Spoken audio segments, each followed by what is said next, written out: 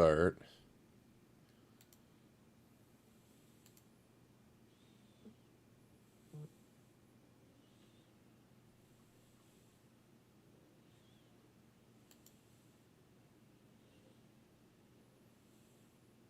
Yeah, now it shows us as live. All right. Nope. Good luck. Nope, it went away. No, never mind. David, why are you so bad at technology? Everything I've seen says this is a YouTube glitch, so Yeah, it's David's fault. It's not David's fault, huh? That's funny how that works. true. Can't be. Said, nah. All right, now it's live. Beautiful. Get the fuck out of here. I don't trust you. All right, now it's live. Beautiful. I'm staring right at us. I don't trust you, David. What's up with that layout? Never mind. It's because of me, huh? Yeah. This is the old layout too. I don't know if I gave you the right ones then. Nope. Oh, all right. Have fun. Okay, bye. All right, man is still physically here to ready to go ahead and do this, and still just leave us unattended. He trusts us too much. That's the wrong sentiment to have. Real fucking adorable, Adrian. How are you gonna trust two grown-ass men to do what they need? The audacity. All right, I'm starting the recording now. Welcome to the Blue Rupees podcast. This is episode 312. I'm not Adrian. I'm here with my co-host, also not Adrian. We are a nerd culture podcast that sometimes we talk about video games. Usually we talk about everything other than video games, though. So also not Adrian. How you been this week? Dude, I've been great. How have you been, not Adrian? I've been pretty fucking dandy, you know. It's been a continuing stream of just shit costing me fucking money. Tell me about it. Hell yeah. All right. So fucking on Thursday last week, because the last Don episode was out. So Thursday last week, the wife and I had just finished watching the new Don, when all of a sudden we're hearing this fucking beeping, and we're like, what the fuck is beeping in the goddamn house? And we start looking around the house, trying to figure out what the hell the beeping could be coming from. Lo and behold, it's coming from the basement. And my first instinct, it's never good when something's fucking beeping in the basement. No. So we go. I make my way down the fucking Hobbit staircase because this house is over 200 years old, so it's built for fucking hobbits. And I'm craning down and fucking hobbling on forth. And the tankless water heater is what's beeping. Lo and behold, I'm looking at it, and it's like, oh yeah, it's got a buildup of lime and/or calcium. Do something about it. And I was like, great. So we go ahead. I call up plumber to take a look at it, and they're like, okay, we're gonna tell you up front, just for us to even come over and look at it, will be like $260. I'm like, okay, fine. I'll get the lube ready. You can fuck me more later. It's fine. So they come take a look at it, and he's showing me what's kind of going on with it. He's like, yeah, it looks like it's a big build up here. Shouldn't be too bad. We're just gonna basically run vinegar through your system for like an hour and a half, and then you should be good to go. I'm like, well, I don't like that I'm paying you a minimum of $260 to run vinegar through my goddamn pipes when I could do that myself, but I guess at least an expert is telling me this is what needed to happen. He's like, oh, don't worry about it. I'll also do more than that. I'll take it apart. I'll scrub all the parts clean, make sure it's all good to go. I'm like, all right, not a problem. And he's like, hey, wait a second. And I look over, and he's fucking looking. And the heating vent and the exhaust vent for my natural gas heating system is popped off. And he's like, is that running? I'm like, yeah. He's like, you got your carbon monoxide just venting back into your basement right now. I'm like, that's not good. He's like, I'll fix that for free. You know what? It's fine. I'm like, really? He's like, yeah. So he's like, all right, your total for us working on this was going to be, $560. And then, I'll do you a solid and I'll fix your fucking your exhaust issue for free. I'm like, all right, say no more, fam. You gotta make sure my family doesn't die this fucking winter. All right, we good. So I go, I get the guy a coffee. I'm fucking trying to be as nice as can be because homie's doing me a solid on that one. And then we get to talking. He's like, "Oh yeah, I got to show you something wild." So walks me outside to the outside of the house. He's like, "Fucking look at this!" And the outside vent component that actually exhausts everything out is fucking bent and warped and smashed. And we're thinking what happened is probably like last winter, an icicle probably like fell and just smashed the shit out of it. And being, winter, didn't see it until, spring, summer came. And then by that time, all the overgrowth fucking happened. So just don't even notice it. So the dude went ahead and re-blacksmithed the shit to fucking get her, and fixed all that. And then while he and I are talking, he's like, yeah, I'm going to let you know something too. Like, this water system's probably going to die in the next couple years. It's older than I am. Which my first reaction was like, oh God, don't tell me components of my house are fucking older than you are. Gross. And then he's like, yeah, so, probably in another 2 years, you have to replace your entire water pump system. So I'm like, oh, fucking great. But at least you're doing me this favor. And then we start talking about video games and Magic the Gathering and shit.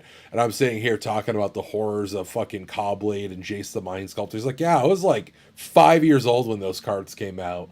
And I'm like, oh God.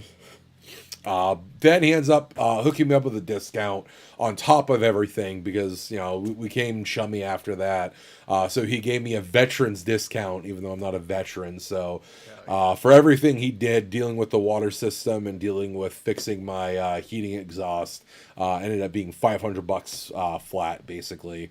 Hell yeah, Trey Fitty in the chat. What's up, homie? Hell yeah. So yeah, that was another fun expense. And I still have to replace the porch. And I still have to pay a surveyor to finish a land dispute that I'm in the middle of.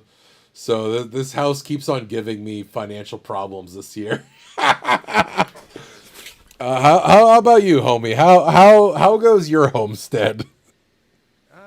It's been calm. It's been steady. Wife is back off of work for a few weeks, so that's cool. Hell yeah.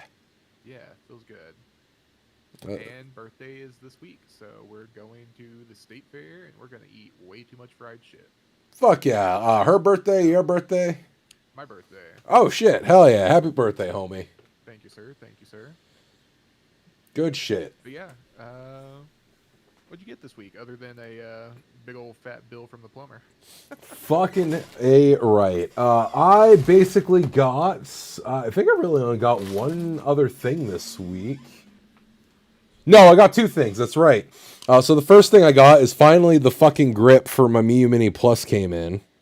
Nice. Now you just need to get like the magnifying attachment for it. Yeah, make it like the fucking Super Game Boy bullshit. I will say it does alleviate some of the problem with playing this for extended periods. My only issue is it's still too narrow. Like this is still it helps with the bulk, but not the width. If it had been just a little thick boy to make it like an actual controller size proper would be perfect, but it's nearly there. And then the last thing I got this week was this weird little thing. So I talked about this on the podcast last time, that Multiverses had its own comic series. And I went to the gas station that was selling these, and I got the last copy that they had. Hell yeah. Of Volume 1. Everyone heard and they went and bought it. Oh yeah, all 5 people that listen to this podcast came to Maine specifically to buy fucking comics from my gas station. Exactly. Imagine how many like gas stations they went to previously. They were super confused. Like what? What? Who? They still have a bunch of other fucking number ones there. They have the fucking New 52 Batman number 1 there. They have Superman New 52. Fucking there was one like fucking what was it? I think there was like a goddamn, it's all DC stuff. Yeah. There's like an Adventure Time #1 of some kind. They got all kinds of weird shit in there. That's the weirdest little knick-knack gas station. Yeah, it's I fucking love Cumbies. It's not my favorite gas station chain that goes to Wawa. I fuck with Wawa. Anytime I go to the tri-state area, I have to make my way there. And even when even when it's a long time I'm away from there, I will fucking buy Wawa coffee in bulk. I fucking love me some Wawa, but you know what? Big old Bucky's boy. Bucky's is my shit. I love that. I have never been to a Bucky's. Man, they're just like constantly making like barbecue brisket like all day long. It's so good. I get a little envious. I do want to check them out because I do watch Sir Yacht. I don't know if you're familiar with him at all. Yeah, and he is a big I almost said yuckies fucking Bucky's guy. And every time I see him doing a fucking food challenge at a Bucky's, I'm like, oh goddamn, I kind of want to go there. Yeah, no, that place is lit. Highly recommend. Anything else you got? No, that's everything I got. Cool. Well, speaking of Magic, so they had a crossover like set come out with Spider-Man. So I was at the card shop the other day and I got this. Was it Spidey Sensational Showdown? It's the big old scene thing. It's, essentially this scene. There's 6 cards, 3 on top, 3 on bottom, and they're all split up. And this had like all the cards in it. So I'm like, yeah, fuck yeah, I'll spend a few bucks to get like a Spider-Man card, and Venom, and some of the other ones, just like the pretty full art foils. I was gonna say it looks like they're one off from Sinister Six there. Yeah, it's just 3 of them. Well, it's not even Green Goblin. It's Doc Ock, Venom. Oh yeah, it is Green Goblin. Then you get Pumpkin Bombs. But yeah, no, it was just cool. Like they had these for Lord of the Rings too, but I'm not a fucking Lord of the Rings nerd, so give me some shit that I care about, and I'm all on it. And I'm a packaging nerd. Look at this. The little tear thing on the top. They put a web. That's so cool. All right, that's kind of a cute little detail. I appreciate that. That tickles a little piece of like the back of my brain.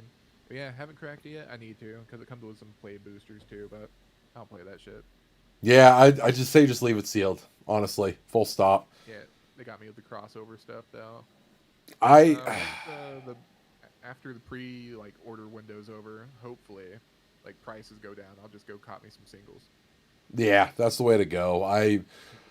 If the Final Fantasy set hadn't taken off the way it did, that's kind of what I was tempted to do, is just get a few of the ones that I really like the art for. I almost did that with the Godzilla set when that came out too, but I can't do it, man. It's a fucking rabbit hole for me because I know that's going to be the second I allow myself to start buying the cards again. I'm going to go, well, maybe it wouldn't be so bad if I went back and played. And I got to stick to my convictions on that one. See, I'm lucky because I already have a card game I play, and I'm like almost completely detached from it. I just get like my buddy knows that I'm a big Transformers fan, so anytime he pulls like Transformers cards, he just gives them to me. And so oh hell yeah! Singles. And so and like when Fallout came out, I pulled a few of those packs. I'm like, oh, cool. Throw those in the binder, and I actually went and traded in some that actually went way up in price not too long ago for my main game. So, man, I feel like I can grab a few and I'm good. I am so tempted to try out Lorcana. That seems to be popping off in my local area, and it's like the only trading card other than Magic the Gathering that seems to have any legs in Maine, and it's not any better giving Disney money. Yeah, well, if you feel better about giving China money, Riftbound comes out next month.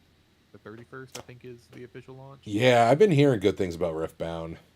Yeah, it's been popping off in China, and I mean, Riot's gonna throw money at it, so I feel like it's gonna have like little to no issue. It looks pretty cool. I have a few boxes ordered, so that's another one I'll be checking out once it comes out too.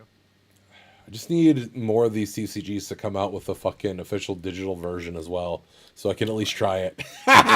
Let me try before I commit to fucking throwing money at you.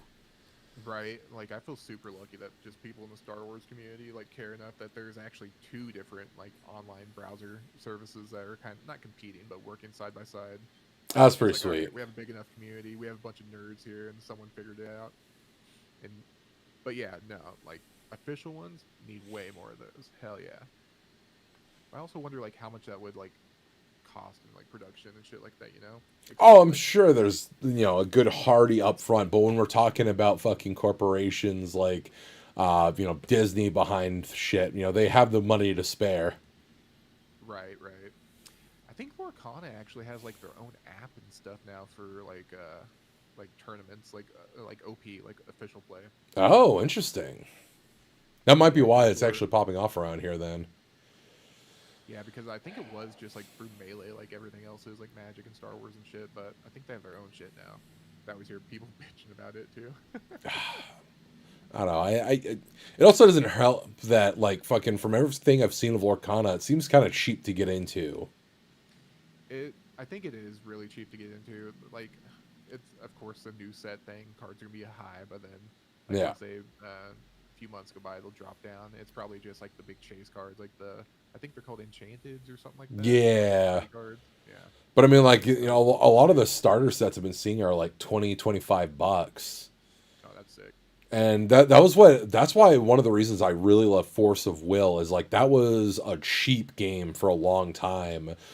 You could buy booster boxes of the game for like $60. And then after 2 to 3 booster boxes, you could basically have an entire set of cards aside from maybe a few chase pieces. That's kind of how Star Wars is. Like right now, the most recent set, booster boxes are like $70, and then they have collector boxes, whatever. But they're pretty cheap. But it's also like not a whole lot of cards are super valuable, but there are like random ass cards where it's like, oh yeah, this one's $40. Like that's $40, what the fuck happened here? It's usually like meta related shit, you know. Fair. Yeah, so Spider-Man, that's all I got this week. We were talking about, yapping about earlier about Silent Hill. I have that coming in because I too haven't got mine, so maybe Hell we'll have yeah. something to show off next week. Yeah, fucking next week should be. Let's see. Yeah, we would have, and hopefully by then, our fucking copies of Silent Hill and fucking Final Fantasy Tactics Remaster launches on the 30th, but Amazon's already told me I'm not getting my copy until the following week, which pisses me off. Overnight my ass. That's Next fine. week, my ass. It's fine. The wife and I got a wedding to go to, and I'll actually be driving around the bachelorette party. I get to be the driver of the party wagon for that, so that'll be fun. Hell yeah. Chauffeur. That's right. Hat and everything. Just go out and buy myself a flat cap. Just dress up for it. That'd be so fucking Fuck, I think I might now.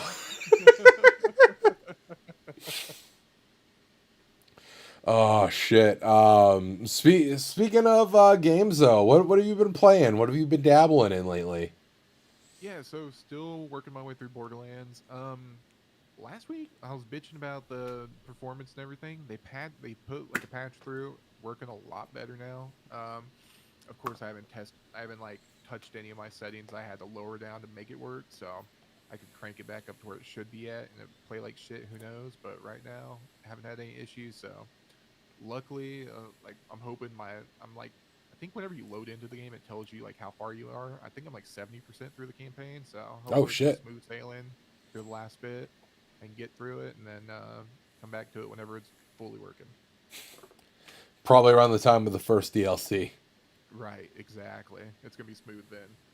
Other than that, me and Adrian actually played some Marvel Rivals, so that was fun. We got a few hours of that in. Nothing more.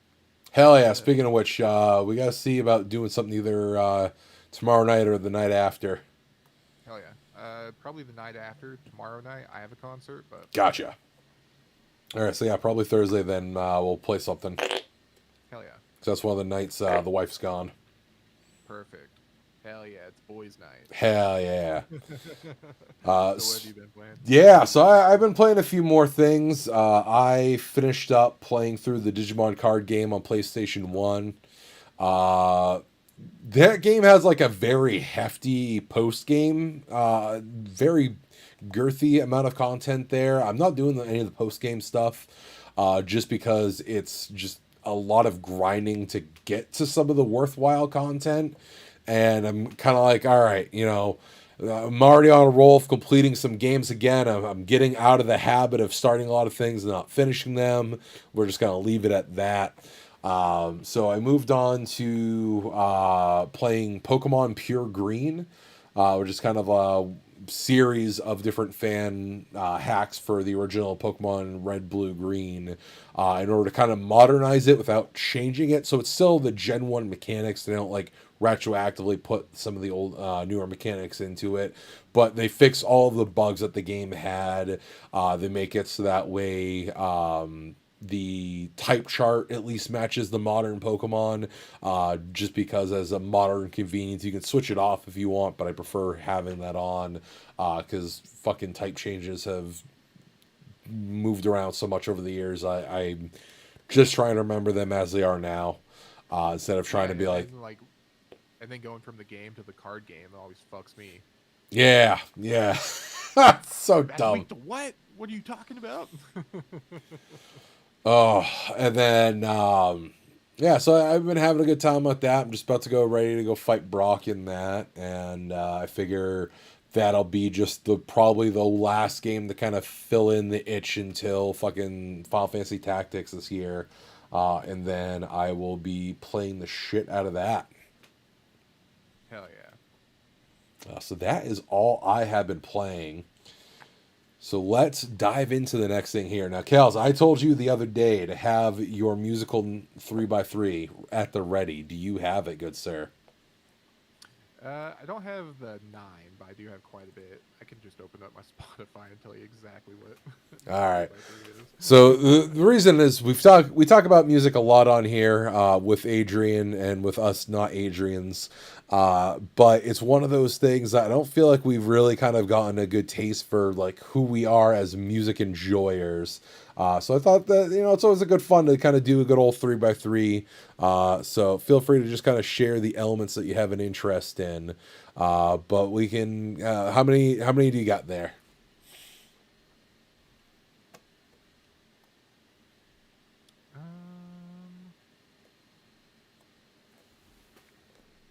So many. Here, let's start us off though. All right. I'm really curious about yours because I feel like I could guess Adrian's, but yours I have no clue what the fuck's gonna happen. That's fair. I'm a little all over the place with my shit here. Yeah. So we're gonna start off with my first one here. Oh, and real quick, if you're not familiar with a kind of 3x3 grid, the idea of the whole concept is not necessarily to demonstrate like the blank of your favorite blank of all time. So in this case, we're talking music, so not necessarily to show off like our 9 favorite bands of all time, but just the bands that best represent our musical taste and interests. The kind of sampler plate to give someone an idea of who you are as a music connoisseur. So the first one up on my list here is the Protomen. I have no clue what the. Oh, okay. You're not familiar with Protomen. All right. So the Protomen are kind of a rock opera style band where their main albums are all basically a dystopian future take on the story of Mega Man. But they do a crap ton of cover music as well. Honestly, they are probably some of the best modern Queen cover artists that there is out there. Gotcha. Okay. Absolutely fantastic. They have a style that is truly like a fusion of like country twang with hard rock opera, but then they have a lot of kind of classical training in the way they sing as well. Just very distinct, very unique band. Absolutely phenomenal showmanship. They're a concert I really want to do one day.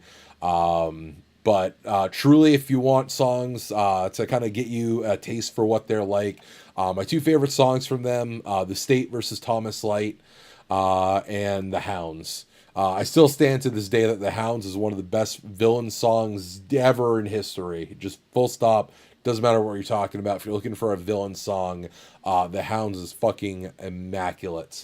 And The State versus Thomas Light is a very powerful and emotional song. Fun fact, apparently for the longest time, they wouldn't do that song live just because the lead singer actually struggled not tearing up while doing that song. he puts his all into the performance. Oh, he does. It's fucking rough. But yeah, so that is the first on my 3x3. Oh hell yeah. Okay. Yeah, never heard of these dudes. All right, next up, I figure we'll do like the row of three, then switch over here. Going into a completely different genre, we go from rock opera to classically trained death metal with Ex Mortis. I don't know who these dudes are either. Oh man, I my first introduction to them was seeing them live. I went with a buddy of mine to go see. It was them, Entombed, and Amon Amarth. Oh, I know who Entombed is. Sadly enough, I didn't actually really care for Entombed. They were hilarious. Great fucking showmanship on stage. But I thought they felt like generic death metal. I was just kind of like, eh. But in Ex Mortis, I fuck with. Classical metal. Yes. They do a lot of classical music in death metal style. So they have a few Beethoven songs, Rite of the Valkyrie, Beethoven's Fifth, Moonlight Sonata, Act 3. And then, of course, they have a shit ton of Norse mythology related songs, as a lot of death metal bands ought to do. Absolutely phenomenal. The best way I can explain the experience is imagine of if oh man, now the imagine if Dragon Force could actually consistently play their instruments. And that's kind of the experience of listening to an and that's kind of the experience of an Ex Mortis song. Gotcha. And the last one for mine here, for the first row of the 3x3, this one I suspect you will at least have a cursory knowledge of, if nothing else, being that you are a little bit of a weeb, is Deer Grey. Oh yeah, I knew who that is. Yes, for anyone that is not familiar, they've been around since before Christ, it feels like at this point, with over 9,000 goddamn album releases because they just don't goddamn stop. A band that constantly reinvents their style and sound. They've done everything from being kind of like a soft rock to a hard metal to doing hard into the Visual K style. They constantly are changing and evolving their sound. Absolutely phenomenal. Yeah, I actually remember the first time I heard of them. It was Headbangers Ball. They're on there all the time. Yes, very much Or so. The lead singer beat the shit out of himself during performances, and that's pretty cool. Yeah, Kyo is a weird fucking dude. He is willing to commit everything to the goddamn bit. Also, shout out to them for hating Marilyn Manson before it was cool. Because they got so sick of people comparing them to Marilyn Manson, they just grew a fucking hatred of him. That's perfect. Couldn't have happened to a Right. nicer guy. Right. Perfect man. What a sweet guy. So my number one, well, first on the list for the top three, or the top row, Linkin Park, definitely one of them. Someone that that's where I feel like me and Adrian will have a big crossover here. We probably grew up listening to a lot of alt rock, a lot of new metal, so Linkin Park's definitely a big one. Meteora, Hybrid Theory were albums of my youth. Same. And I kind of fell off the bin, but I still go back and I still listen to Meteor to this day. So it's just like, for me, whenever you say like, what's a perfect album, that's probably up there for me. My number two, another band that just got me through like a lot of life now is it's a little post-hardcore band. They're called Dance Gavin Dance. Oh, okay. Yeah, I've listened to this. So they've started back whenever I was in high school, and they're still going to this day. They've gone through 4 lead singers now. They're on the fourth, and they just released an album like literally a week or two ago, and it's just as big of a banger as ever. I've seen them like 5 times now, I think, in concert. I have a bunch of their vinyls and cassettes all signed, and yeah, I listened to them through high school, through college. Now I'm out of that, still listening to them as a functioning adult. Good shit, man. And my next one, So we have a little bit of new metal, a little bit of post-hardcore. Another one really got me through my bachelor's degree was Knocked Loose. They're a hardcore band from Kentucky, and they're one of those bands that are kind of like they're newer, but they're like breaking through to mainstream now. They played Coachella a few years ago. They're on the main stage at Coachella. They played, I think it was Jimmy Kimmel. They played Kimmel live. They had a Grammy nomination last year. And I've been listening to them since like their first album, 2014, 2015, and now seeing them blow up, it's really cool to see hardcore hit the main stage like that, see it kind of like breaking through because they're still dropping new music too, and they're doing even crazier shit on each and every album. They're just getting progressively heavier, progressively more progressive, pushing the boundaries, and it's just really cool to see. I love seeing that. Nah, I fuck with that. Yeah, because like Coachella, you're not thinking of hardcore music, and then you're thinking of like a certain type of people going, a certain type of music being played, and in my brain, those dipshits being thrown around in a mosh pit is like the coolest thing. It's so funny to me. I love that. Ah, I've seen them a few times in concert too. They're fucking sick. Ooh, I gotta go to more hardcore shows. That's one I can't get the wife to really. That's definitely 100% not the vibe. Like I was lucky I was able to drag her to Death Clock, but that's just because Baby Metal was also there, so she was fine with Baby Metal. But there's no way I could drag her to a hardcore show. Yeah, my wife's a good sport. She'll go to them just because she likes to spend time with me. But yeah, she's been to a few now. I'm pissed. I fucking missed my chance last year. We had Hatebreed come down. I was like, I want to see them. But yeah, no, that'd be really cool. But we'll be talking about more hardcore in a little bit here. Not on this row, but on my next row. On this next row, we're starting off with some operatic power metal. We got Nightwish next up on my list. Okay. I absolutely adore Nightwish. They are what kind of acted as my gateway drug for power metal. Powerful vocals. Again, another group that just constantly kind of reinvents their sound, tries new things. But everything is just loud, vibrant, wonderful. There's not a bad album they have as far as I'm concerned. They definitely have weaker albums, but I don't think they have a single bad album. Next up, going a bit more into the rap and hip hop area, we got Mega Ran. I love me a good bit of nerdcore. I was gonna make a joke during the first song, during the first band, and say, "Oh, is Mega Ran on this list too?" Chris, and here's Mega Ran. Here is, in fact, Mega Ran. I went back and forth on who to use for my kind of rap representation, and I went back and forth between Mega Ran and Scroobius Pip, honestly. But I settled on Mega Ran, and I feel like it's because he best encapsulates a lot of what I do enjoy about rap.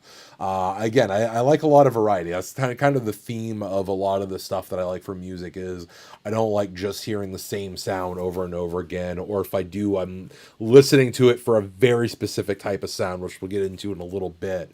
But Mega Ran's always doing weird, cool, creative shit. He's crossing over with everyone whenever he gets a chance.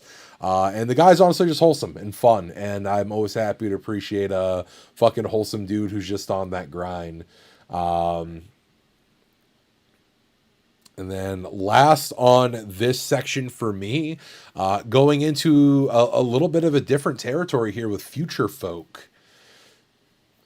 So I quite enjoy folk music. It's one of those things that there's just something about the storytelling of folk music that I just absolutely adore and enjoy. And Future Folk kind of leans more into that nerdy concept of it. Their whole point is that they're a gimmick band where they're aliens from outer space, and then they learned about music, and they're like, all right, we fuck with this shit. We're here to stay. And so all of their songs are just kind of having to deal with being on Earth, being aliens, and just weird, dumb, hilarious shit like that. Absolutely fantastic. They actually ended up having an indie movie made about them a while back called The History of Future Folk that I do actually recommend. It's a lot of fun. It's not It's not anything special. You know, it's not a oh man that changed my life kind of movie, but it's just kind of like a wholesome movie that goes, oh, all right, so someone indie kind of made it. I appreciate when someone kind of indie makes it. So I highly recommend the film. I highly recommend the band. I think they only have 2 albums still right now. Um, but thoroughly enjoy them, and they are a perfect encapsulation of what I like about folk music. Hell yeah. All right, my turn. This one's kind of a weirder one for me. So it's this dude called Macross8299. He's this music producer. He makes what's called future funk. Ooh. Um, yeah, it's like a disco jazz, like uh, okay, so on Wikipedia it says his music combines elements of plunderphonics, disco, jazz fusion, house, hip hop, and city pop. Mm. And he samples and uses like video game music, Japanese pop culture stuff, and he uses like so he has a whole range of albums. It's called Sailor Wave 1, 2, and 3, and it's music like based around and using like samples from like Sailor Moon. All right, I fuck with And that. yeah, and then he has one that I really like. It's called A Million Miles Away, and it's just an album just like with a ton of just super vibey, just like really takes you on a just like a real quick adventure through like this funky ass like setting. It's just really good. But highly recommend. He's still popping out music every once in a while. I have several of his albums on cassette as well. They're always like a limited run, like vaporwave type thing on the internet. So Mm. whenever they pop out, I just try to grab them. Um, all right. So next on that row, yeah. So I'm a big pop punk boy. Um, one of my favorites is called Say Anything. They're another band I kind of found out and learned about from my youth growing up and just watching TV. So there's a channel called Fuse I used to watch all the time, Yep. and I just remembered seeing their music videos on there all the time, and it just kind of like they just had earworms and it got in there and just sank in. And it's one of those bands that like you love, like so music's so catchy, but once you get older, you start like listening to the lyrics, and like I have my life experience, and now I'm like, I think you were the problem, buddy. I feel like you were the dirtbag in this situation. And I feel like that's how a lot of like that music that I grew up with kind of aged, especially whenever it's like male centric or like I don't know, especially from that genre. Like Yeah. there's a lot of sleaze bags in the pop punk scene, I guess you could say. Oh, 100%. But a lot of his music's really good. Has a lot of feeling to it. He has one. It's kind of like a concept album. He's like wrote it to be a play, and I think he actually produced a play around it. It's called "Is a Real Boy." It's really Oh. good. Love that shit. Um, and next up on that list, I think would have to be one of my favorite hip hop artists, Denzel Curry.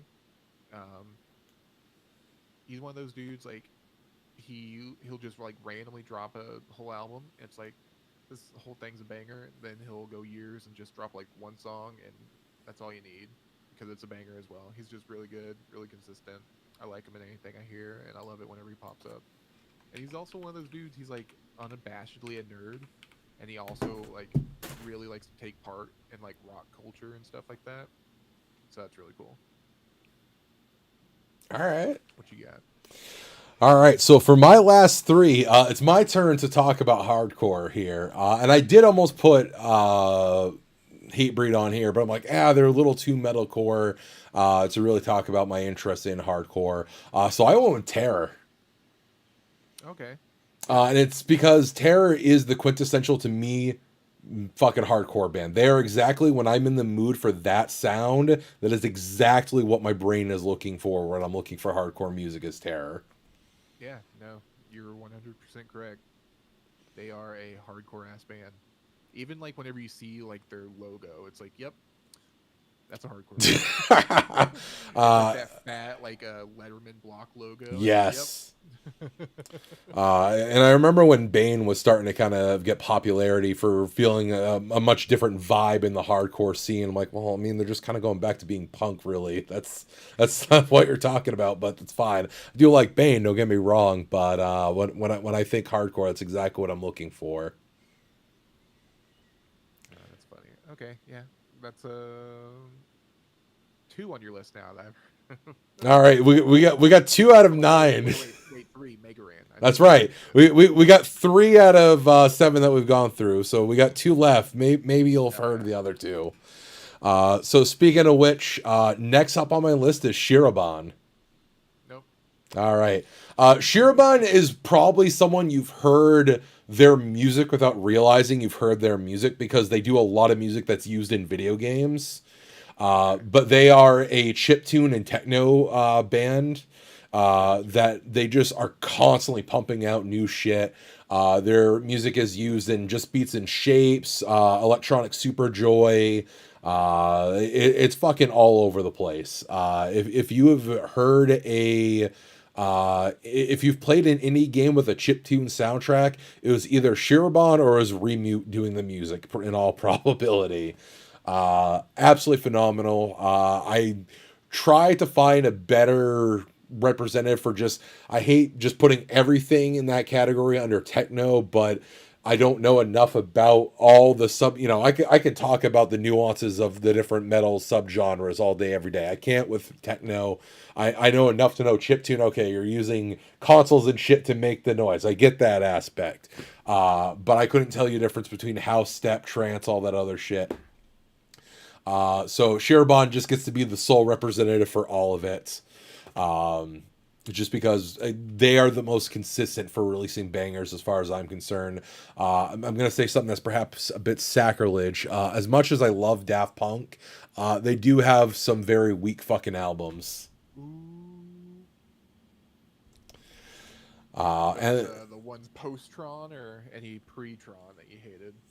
I'm going to be honest and say that I thought that there was only like maybe 2 decent songs on the Tron soundtrack. Ooh. That is highly controversial. I do not think that it was their best work.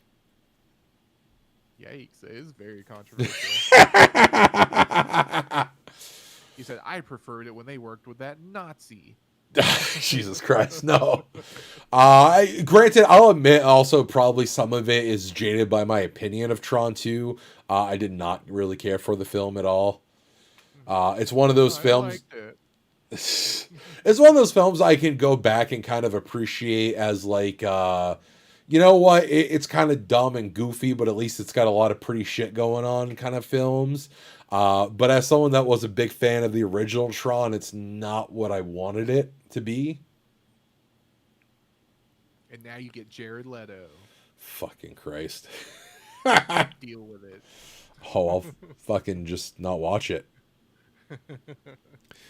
So last on here, I went back and forth on who to put on this final slot. And then I had to remind myself that, again, the purpose of this is not necessarily to put our favorites, but what best represents the ranges of our musical taste. So I did not put My Chemical Romance on here as much as I wanted to put them there. And instead I have She Wants Revenge. Okay. Don't know these people either. All right, so She Wants Revenge is this duo that do a lot of music about just how fucked up human relationships can be and just how fucking horrible they are. But they do so in very visually interesting ways.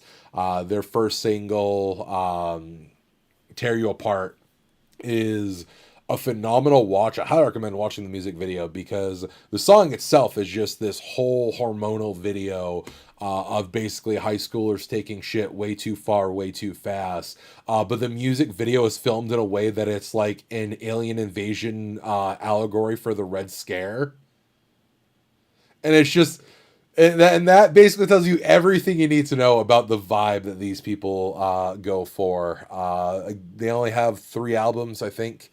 I don't think they ever got around to releasing a 4th one. All of them absolute bangers. Very monotone in the delivery in the song, but it's monotone in the way of like almost bordering on that kind of ASMR style. Absolutely fantastic. If you enjoy narrative concept albums and just really going through just kind of a story and idea, 100% what I recommend for that. Hell yeah. Is that your final row? That was my final row. Gotcha. So the next one probably be it's a really weird one. So there's this band called Death Grips. They're a like experimental hip hop band, but they're so weird, right? They'll come out. They're legit one of those bands that's kind of like guerrilla, like everything about it. Like they'll one day just post like super cryptic shit, like almost like an ARG type thing, where The people fuck? like yeah, they'll post like a photo of like a like a wall somewhere random and like have like random scribblings of numbers or something, and people like try to decode it and try. It might be real, it might not be not real, who knows type thing. But then they'll like 5 months later be like, all right, here's a tour, and just What like the here's a hell? tour, All here's an right. album. It's that type of shit. They're really fucking weird about it. They're really like not. They try to keep things kind of like with a like error of like mystique to it. It's really weird. So I went and seen them, and it was an hour and a half long show, no breaks. They just went straight through it. They came on the stage, started hour and a half, got off the stage, and just left. It was like the weirdest situation, but like it was Showed like up, the did a most concert, left, didn't explain. yeah, and it was like it was like the like weird. It was like almost like everyone was like just in a trance sort of situation. Like everyone was jumping and everything, but like the whole like place itself was like pulsing at the same time. It was like one of those old like Fuck. wooden floor type venues. So like like the whole place was, it was weird, but everyone was into it. It was an awesome show, and they're just such a weird band in general. And I love they have really good music to go along with it. But I just like how they go about it. They're it's very much a band for like the people that grew up on the internet type of situation. I feel like. Um, Fascinating. All right. yeah, like it's so hard to explain.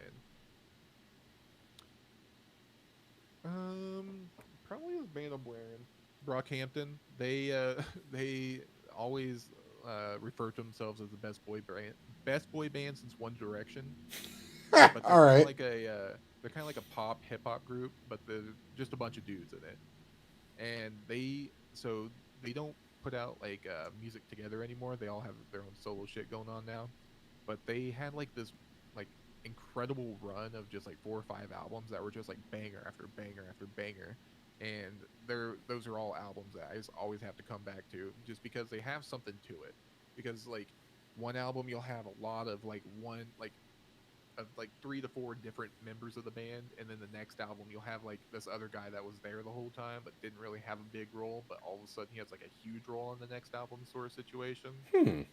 And it was just always really cool because it felt like an ongoing sort of like who's going to tug at the rope next, you know, like who's going to show up and be the next one to show out, because they were putting out good music, so you knew whatever it was, whoever showed up that day, it was going to be good.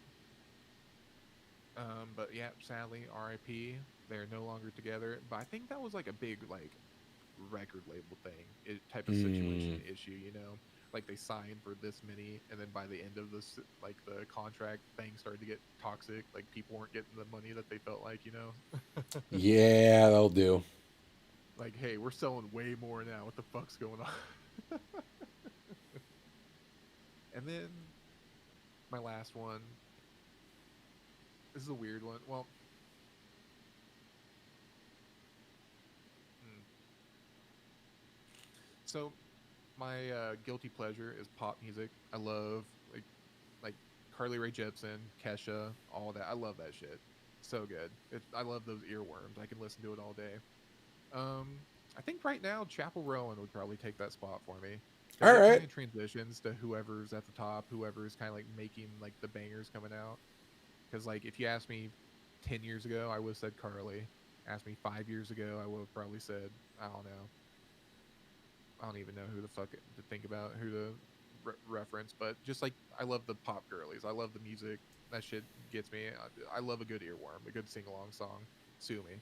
You gonna come on up to Boston with Adrian and see Lady Gaga? Oh my god, yeah, exactly. There it is. Like during her monster, like what was it? The Fame. I Yep. love that shit. Fucking poker face. Hell yeah. Yeah, I definitely would. Yeah, Applause is a song my wife goes to when she wants to drive angry. That's her I fucking mean business on the road song. That's the one time I have to kind of keep an eye on this pedal for her and be like, all right, come down. That's whenever you need a break on your side. A driving instructor car. That's right. Oh, no, it's a lot of fun. All right. I got some new shit to go and check out here. Yeah. But I also wanted to discuss that because the only we technically have one other news story because that was announced earlier today, which is we have a PlayStation Direct tomorrow. Yeah, do we know yet if it's supposed to have like anything decent in it or The only thing that has been confirmed is everyone saying do not fucking expect Marathon. Don't even expect that probably this year. yikes. Being told don't even expect it this year is a wild fucking thing. So I can't imagine what fucking hell is going on over there. Well, I mean, even if like they did show anything, like what the fuck are you gonna show, right? Like no one wants a trailer. We want to know like if the game, like if the substance within the game changed, right? Yeah. Like how, like what are you gonna do? Someone come out and be like, "Hey guys, this is changing." Bye guys. I suspect that that'll probably get like its own dedicated state of play where like when it's finally cooked, maybe we'll go ahead and get like a 20-minute dedicated. All right, here's everything that you need to know about the game. Right. Redo what they did before. Yeah. But like it's kind of one of those things that like we're going into fucking the holiday season now, and we don't actually, aside from Nintendo, have any idea of anyone's big holiday plans yet. This might be the first time we get to see some upcoming holiday releases. Yeah, because all we have are like the tent poles, right? We just have like Yep. the Call of Duties and Battlefields or whatever. We don't know Yeah. like what's going on with it. We're obviously not going to see Wolverine. It's still too early for that. What's the other one there? What's that fucking space one that they're working on? I might see that one maybe. Space one. It's the fucking Naughty Dog's space game there. Oh yeah, the Beastie Boys song Intergalactic. Yes. Damn it, that's another band that should have been on my 3x3. Beastie Boys. Trust me, I'm already going through so many bands that it's like, oh, that could have been there. But yeah, no, and see, Intergalactic is one that's like, damn, this could be cool, but Yeah. Chris, Do we trust your them? track record, yeah, right. So yeah, I don't. It's and especially with Sony because it's not like Sony is a company that has an identity of IPs. That's never been Sony's thing. All of their IPs, for most part, really come from other studios, and their only tent poles are God of War and Horizon at this point, and Last of Us. Right. We have the new Ghost game coming out. Isn't that next year for the new one?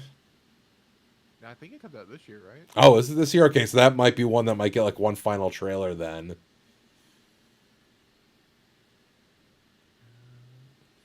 Don't catch me lying. Yeah, October 2nd. Oh shit. No, it comes out in like a week. Okay, so we're definitely not getting anything about. I mean, they might still be cheeky fucks, and in order to pad it a little bit, might put like a 30-second thing of like, don't forget, this is still coming. Well, they might. So I think they did something or announced that the multiplayer is coming back for it. So they might have like a trailer for DLC or something. Oh, probably. That seems kind. Yeah. I think that's free too. I don't think it's like a paid DLC. I could be wrong. I mean, they need the goodwill at this point. I don't think we'll see anything God of War still. I think we're another year out maybe from anything God of War. Yeah, and like I think the show is still like casting and everything, so it's like you can't really do a whole lot with announcing anything for that, right? No.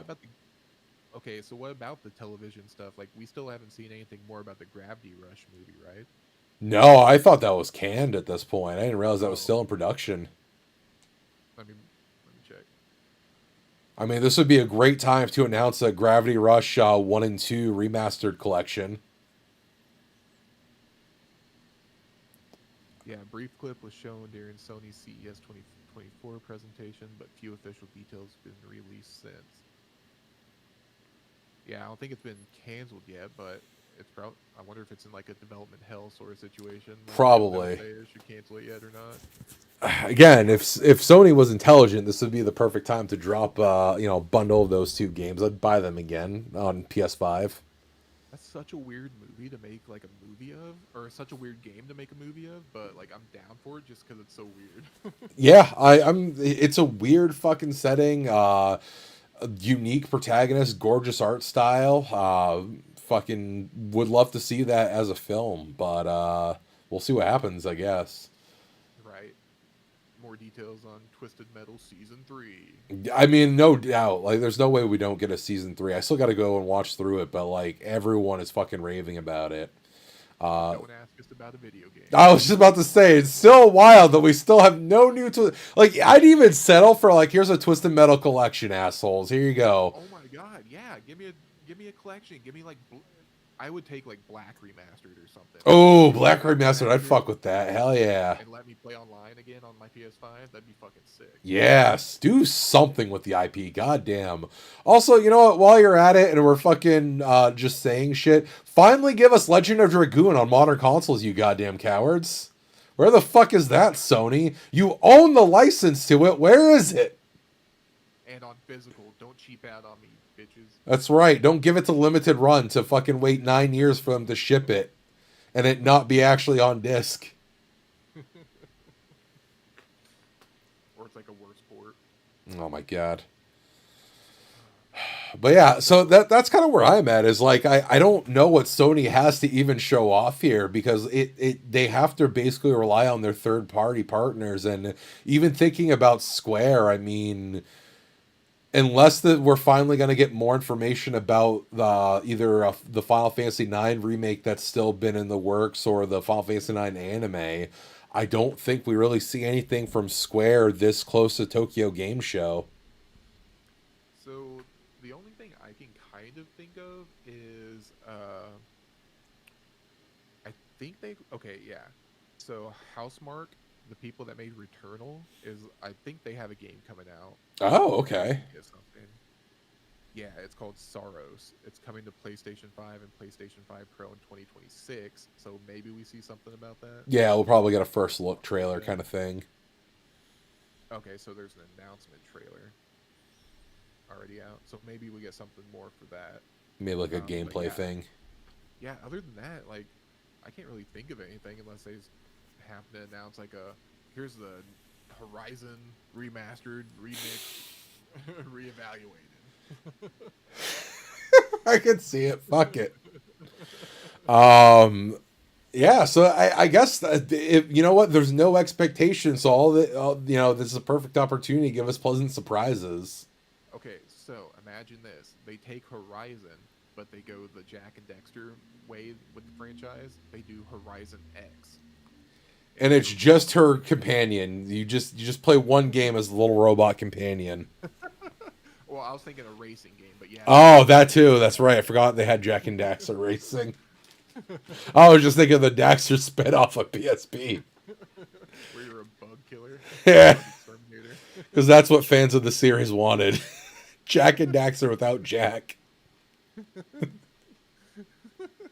See, I always hoped they always came out with another game to accompany it that was Jack, and you got to have Jack and Daxter.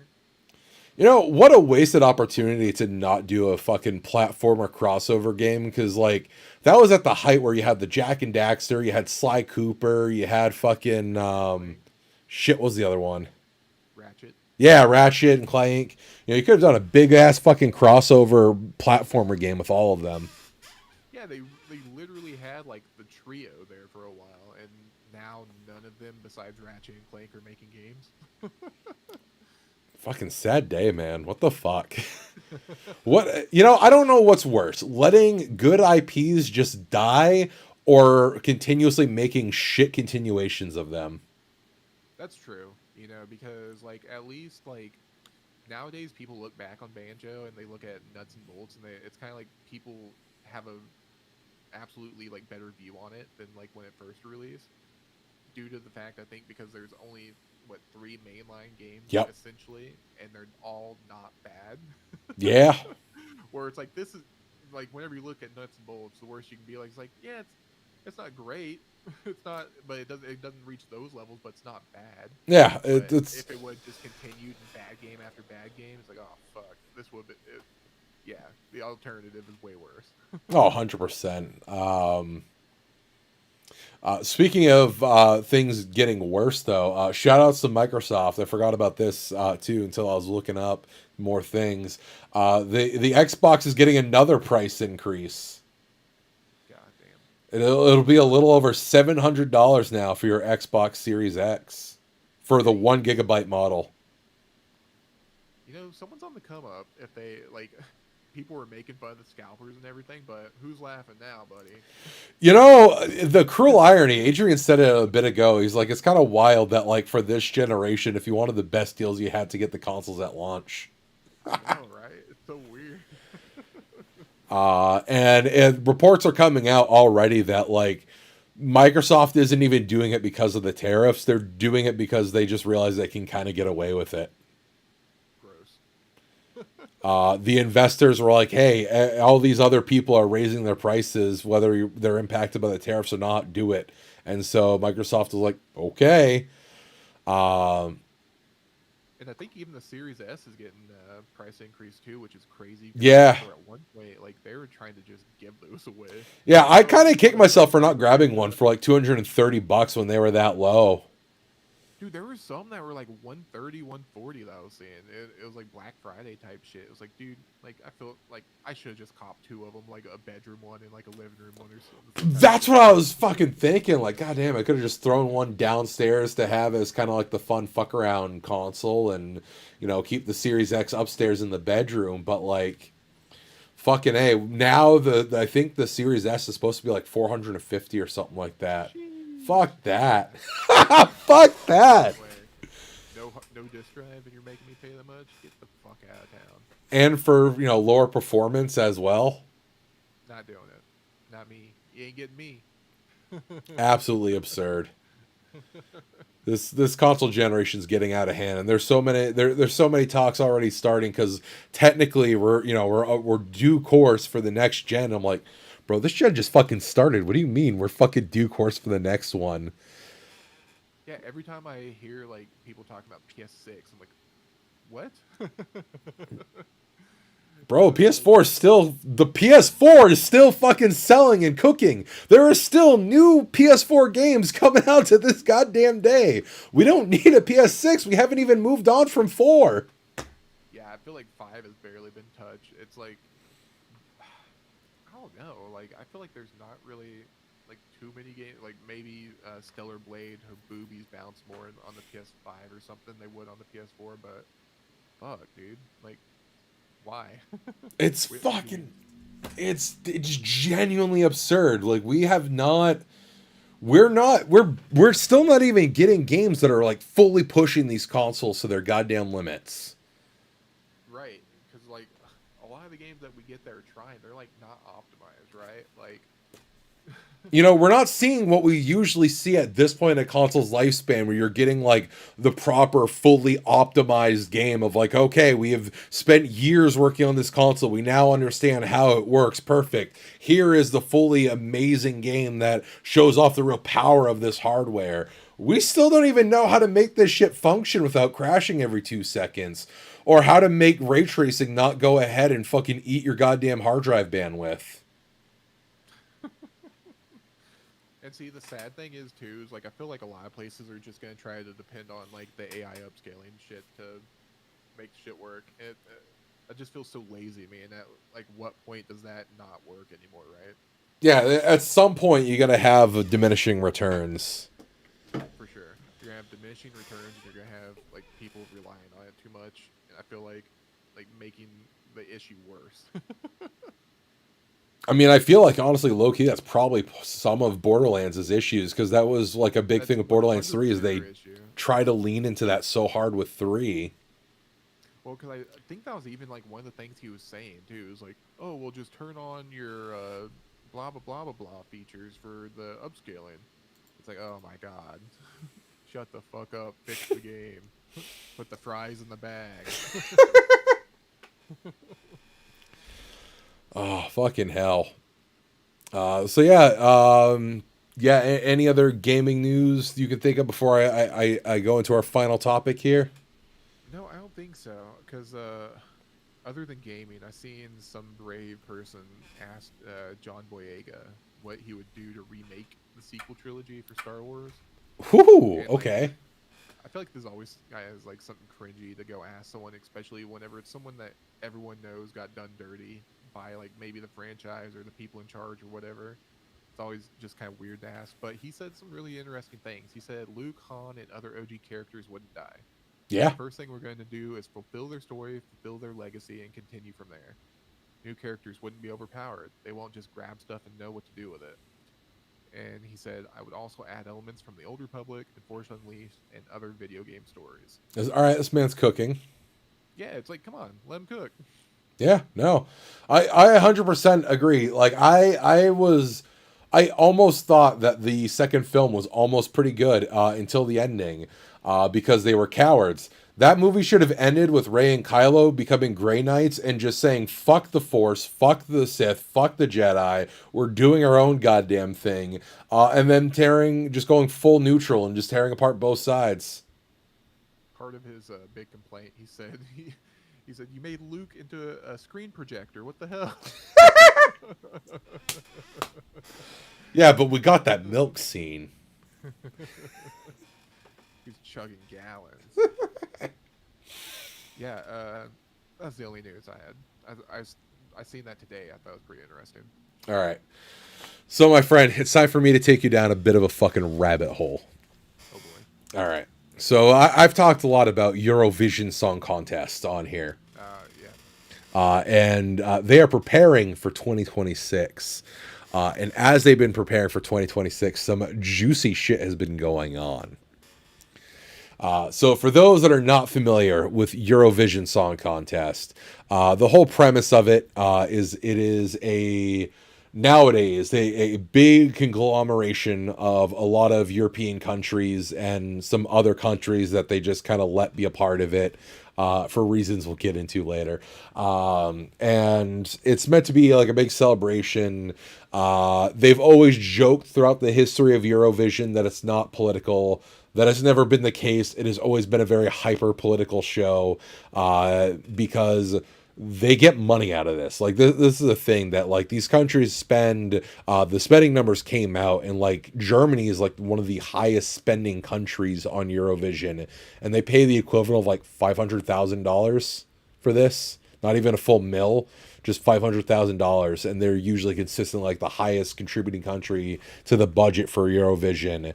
And it drums up tourism. It drums up all these opportunities for these countries to send representatives to talk with each other. Like there is a massive amount of things that goes on with Eurovision in terms of politics and in terms of commerce. And it's just such a massive, fascinating microcosm of the power of modern media. So even if you're not big on European pop music, it is a fascinating thing to just study for all of the kind of psychological aspects to it. And the last 2 years have been very controversial because Israel is a competitor. And Israel contributes a good chunk of money to it. But also Moroccan Oil, the biggest sponsor for Eurovision, is an Israeli company. So even Israel, the country, even though they also individually put their money, a big Israeli company puts their money into the program. And it's been met with a lot of controversy. Juiced 2 years ago got kicked out of Eurovision, even though he was the front runner to win the whole thing, because he spoke up about the horrible treatment of people that was going on with the Israel-Gaza conflict. And there's been a lot more acts in a lot more countries, even to the point where last year Spain, Ireland, and one other country whose name is escaping right now, actually every time that Israel was playing, when their representative was playing their song, they would just do a broadcast separate from it and be like, hey, Israel's done some horrible shit. We're not condoning it. We're just going to give you all this information and all these facts that you need to be aware of. All right, now back to Eurovision. And the broadcasting agency for Eurovision ended up fining Belgium for it because they're no, that's right, that was the other one, Belgium, because they're like, okay, you stepped out of line here. So fast forward to now, as all the countries are starting to announce their participation into it. 25 countries have already confirmed their participation for Eurovision 2026. However, we got some spicy meatballs, because a collective of countries have actually outright said they will not participate in Eurovision if Israel is allowed to compete again this year, which includes Finland, Belgium, Iceland, the Netherlands, Slovenia, Ireland, and the biggest and the most important one is Spain. Now, the reason why Spain is a very important one, if you're not familiar with the ecosystem of Eurovision, is Eurovision has what's referred to as the Big Five. They are basically the 5 countries that are always guaranteed to be in the finals because they quite literally pay the most money for everything that happened for Eurovision. It's the UK, England, England predominantly, but they still quantify it as the UK. Spain, Germany, France, and I can't remember the other one right now off the top of my head. But they are the Big Five. They always are guaranteed to have a representative in the finals just because they pay so much money. And again, we're still talking about Germany being the highest spender at $500,000. So a lot of money, but not like an insane amount of money.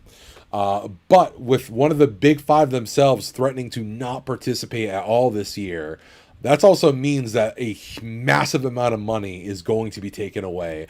Not only because of the smaller countries that are dipping out if Israel signs up, but because one of the Big Five is... Oh, Italy! That's one of the other ones, which is interesting because on the list of countries that haven't declared what their intentions are yet, also includes Italy, one of the other Big Five. So Italy is on the fence if they're going to actually do anything this year, which is fucking wild. Because there's a possibility that 2 of the 5 biggest spenders on Eurovision don't want to go ahead and be involved in this. And it's extra crazy because Spain has been also very public because they're insanely pissy right now. One, because of the atrocities going on with Israel, but also 2, because of the astroturfing that's been going on with Israel. There's this fun little chart here. I'm going to pull it up and we'll just share screen. Share my screen. Share a window. Yeah, next. Fucking, where are you? All right, so the recording is going to get a little fucked up here. Yeah, I know stream is still running. That's fine. All right, can you see my screen here? Yep. All right.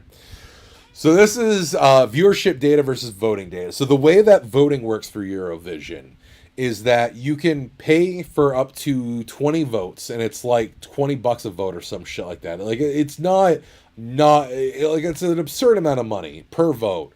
And you can theoretically only have 20 votes that you can contribute. And you send it from your country. That's the idea, is that they use your phone number. You have to call in to vote. You tell them how much you're voting for.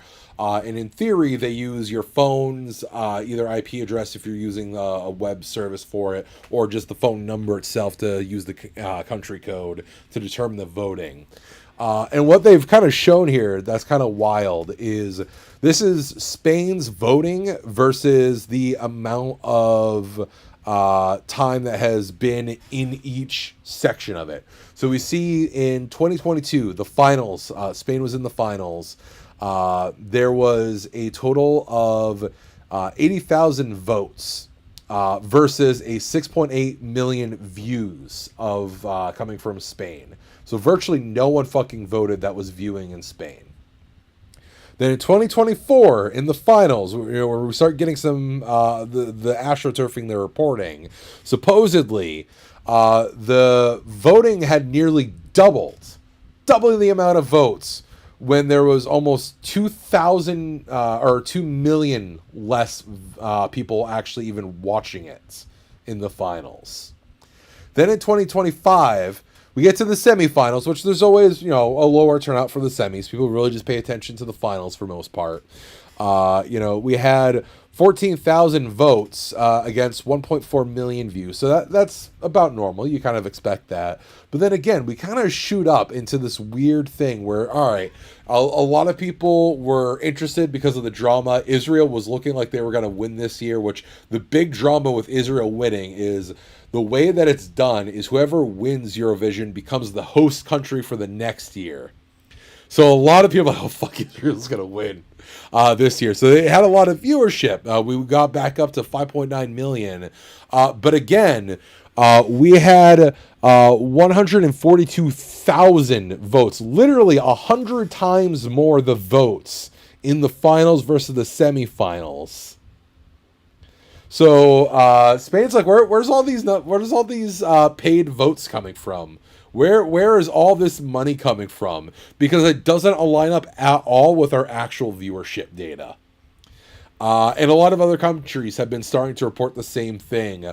More and more people are kind of speaking out about the fact that Israel just seems to be funding voting for Eurovision to go ahead and basically do the equivalent of WWE is doing with Saudi Arabia of like sports washing, or in this case, I guess, music washing, all the horrible shit that's going on and all the horrible shit that's being presented is just don't look at that. Just pretend that's not going on. I was actually gonna make the joke of when how long until that happens, like exactly. Like if Spain or like one of the big five, you say leave, how long until like, oh, hey, this year we're going to allow Saudi Arabia to participate, and all of a sudden like, oh, we have all the money that we need. Crazy, right? You know what? Fuck it. We changed our minds. Russia can come back. You know what? Russia, come on, buddy.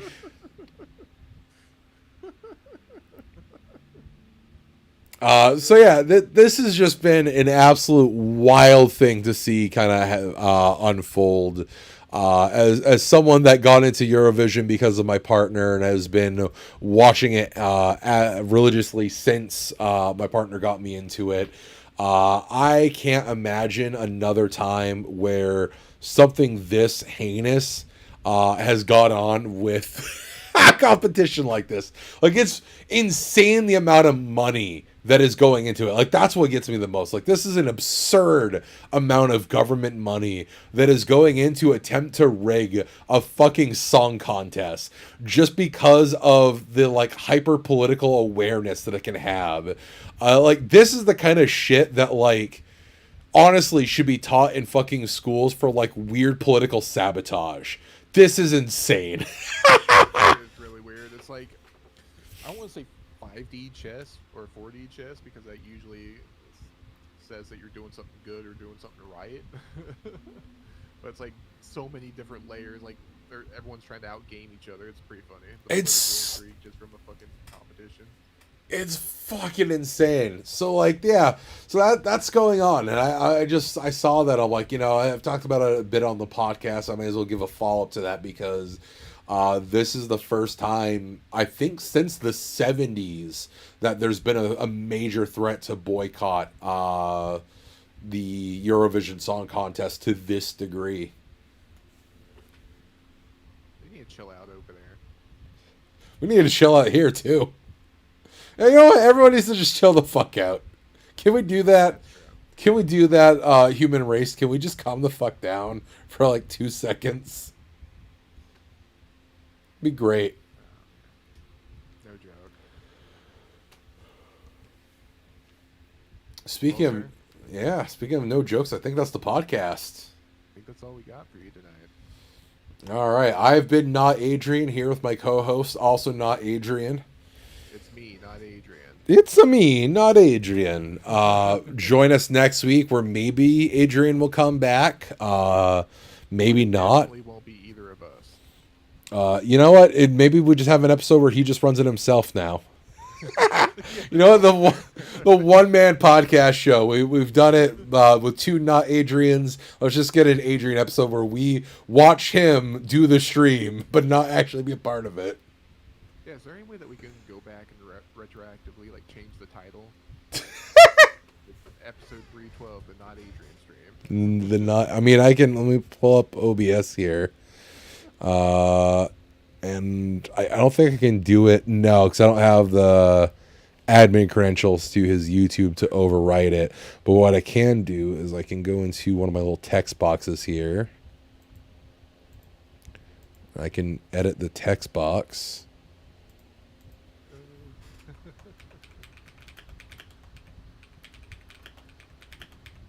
The not Adrian edition. Yeah, the Adrian is fucking gone edition. There we go. I put a D in there. That's fine. He's Adrian now. He once was an Adrian. He is not no more. That's the level of respect you get.